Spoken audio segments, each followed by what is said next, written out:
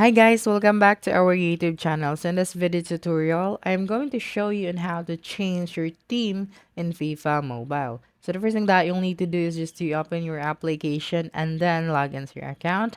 Now tap on the gear icon at the top right corner of your screen or the settings, and then select crest. Okay, just click on the pencil icon beside, and then here you will just have to scroll down and then select the theme that you want to represent. So for example, we are going to select the Iceland.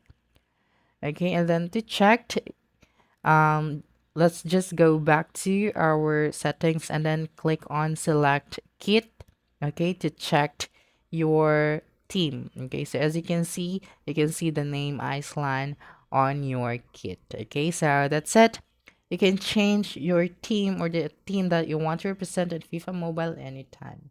So don't forget to subscribe to our YouTube channel for more video tutorials in the future. Bye.